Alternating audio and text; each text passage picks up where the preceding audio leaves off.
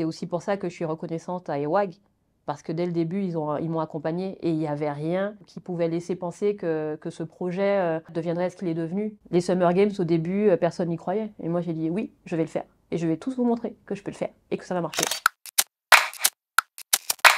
Je m'appelle Leslie Ardon, je suis une ancienne basketteuse professionnelle martiniquaise. Il y a 8 ans, je suis rentrée en Martinique après plus de 20 ans passés à l'international et j'ai créé une agence d'événementiel sportif qui essaye de développer le territoire par le sport. Et puis tout récemment, j'ai pris de nouvelles fonctions. Je suis maintenant conseillère haute performance à la Maison régionale de la performance Martinique. Alors, EWAG, ce que ça m'inspire, moi j'aurais dit dynamique et innovant parce que justement, vous faites plein de formats. On n'est pas que sur de la presse écrite, on est sur aussi des petites vidéos, mais même les vidéos, il y a plusieurs formats, il y a plusieurs types d'interviews, on peut capter différents publics et puis aussi, vous êtes sur différents territoires. Vraiment, j'aime cette approche parce qu'on ne la retrouve pas partout. En fait, c'est un peu unique. Pour moi, en tout cas, c'est super important parce que cette visibilité au niveau national, on ne l'a pas. On a envie aussi de savoir qu'on fait des choses bien et savoir qui sont ces personnes. Et malheureusement, elles ne sont pas forcément souvent mises en avant et vous le faites, donc c'est super.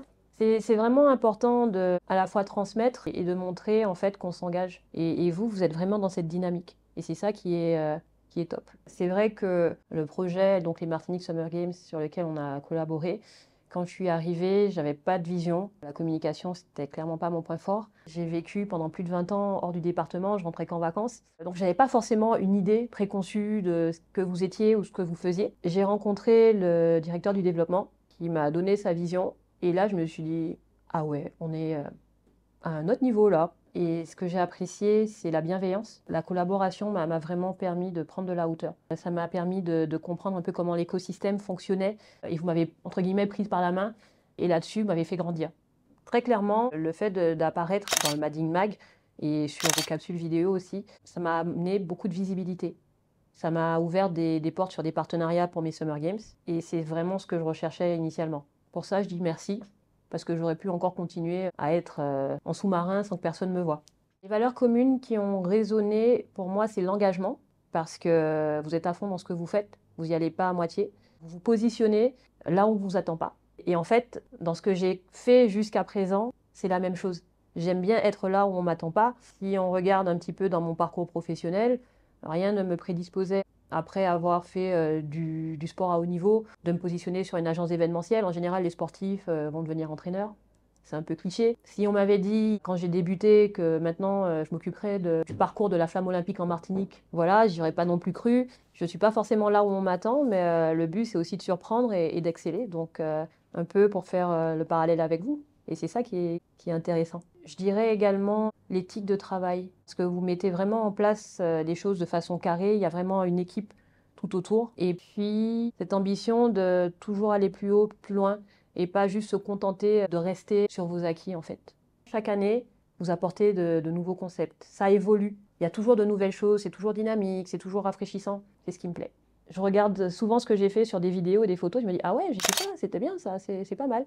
Donc j'ai des souvenirs et c'est pour ça qu'on a envie de s'entourer des mêmes personnes parce que c'est ce qui permet d'avancer, ce qui permet aussi de sortir la tête du guidon. Quand on est toujours en train de bosser sur de nouveaux projets, souvent on n'a pas une vision macro. La collaboration avec EWAG, c'est aussi ça. Il y a ce côté, je dirais, créatif. Alors moi, à l'époque, je pensais que j'étais créative et puis je vous ai rencontré et je me suis dit « Ah ouais ». Et ça me permet aussi de grandir. Comment faire en sorte que le public puisse se dire « Ah ouais, ça c'est intéressant, ça on a envie d'y aller ». Collaborer avec vous, c'est vraiment ce que ça m'a apporté. Aujourd'hui, je maîtrise un peu mieux, mais les professionnels de la communication, c'est vous. Hein. Très clairement... En fait, j'aime bien dire que EWAG, c'est un peu comme une famille parce qu'on retrouve des personnes, par exemple sur les articles. J'échange pas mal avec Mathieu, le rédacteur en chef. Pour les photos, Jean-Albert. À chaque fois qu'on se revoit pour mes événements, c'est un peu les cousinades. Peut-être que j'exagère, ça fait un peu cliché, mais on discute, on rigole et puis je suis déjà à l'aise. En fait, et c'est ce qui est bien dès le début, on m'a mis à l'aise et j'ai vu tout le travail qu'il y avait derrière. Donc je n'ai pu qu'adhérer à ce que vous faisiez parce que quelque part, je me suis reconnue.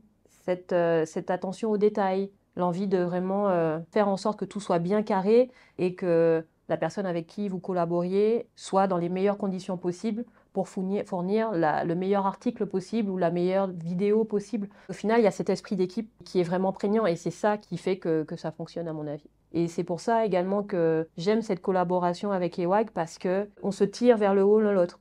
Si ça ne fonctionnait pas, je ne serais pas revenue, hein. Très clairement. J'ai envie de dire qu'on ne change pas une équipe qui gagne. Moi, je suis quelqu'un de loyal. Si tu m'accordes ta confiance, tu sais qu'en retour, je te donnerai énormément. Et vous m'avez accordé la vôtre quand, encore une fois, personne ne mettait une pièce sur ce que je faisais. Ce que j'ai compris, en tout cas pour faire les autres adhérer au projet, c'est qu'il fallait les toucher. Si on ne les touche pas, si on n'arrive pas à aller dans leur jardin, même si le projet est fantastique, les mecs ils diront ouais ok c'est bien, ben, revenez quand ça fonctionne. C'est aussi ce que je pense en tout cas qu'EWAG a permis de faire. Peut-être donner une autre perspective, ils ont pu l'ouvrir et permettre à un maximum de gens d'y adhérer. Mais à un moment, il faut se poser les bonnes questions. Qu'est-ce qu'on offre aux générations qui viennent? Est-ce qu'on essaye de dire, ben voilà, moi j'ai eu telle expérience, en tout cas je peux vous montrer vers où aller ou comment vous débrouiller pour y arriver. En tout cas, moi je m'inscris tout à fait là-dedans, à comment aider mon prochain. Parce qu'à un moment, à plusieurs moments, il y a des gens qui m'ont tendu la main et sans ces personnes-là, je ne serais pas où je suis. Vous aussi d'ailleurs, vous m'avez tendu la main. Tu vois. Donc, ce que j'aime dans ce que je fais, c'est le fait de pouvoir apporter ma pierre à l'édifice. Et aujourd'hui, j'ai envie de contribuer, encore une fois, à changer le système. J'aimerais que nous puissions atteindre un jour notre plein potentiel. Je pars du principe qu'aujourd'hui, les territoires ultramarins, nous avons cette richesse, encore une fois, mais nous sommes loin de tout. Et on n'a pas accès à certaines choses, comme pourraient avoir les hexagonaux. Il faut qu'on sente chez nous qu'on vaut quelque chose. Puis l'entrepreneuriat, il y a vraiment un vrai parallèle avec le sport de haut niveau. Certaines compétences que j'ai acquises quand je jouais encore, oui, j'ai carrément pu les retranscrire dans ma nouvelle vie.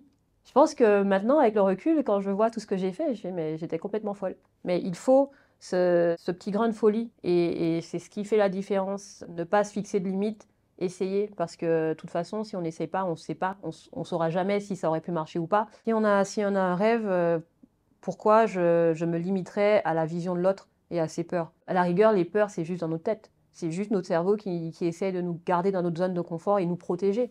Qu'est-ce qui nous est possible de faire? Et encore une fois, hein, une rencontre, un échange fait que ta vision peut complètement shifter. Et peut-être même que le fait d'échanger avec des personnes, tu peux trouver, je sais pas moi, quelqu'un qui va vouloir financer ton projet, ou qui va croire en toi, ou qui va je sais pas, te permettre d'accéder à une formation, tu vois. Et c'est ça qui fait que ton projet peut être transcendé, en fait. Mais pas rester dans son coin en se disant, ouais, mais de toute façon, c'est pas possible. Pourquoi ce serait pas possible? On n'a pas dit que ce serait facile. C'est pas la même chose.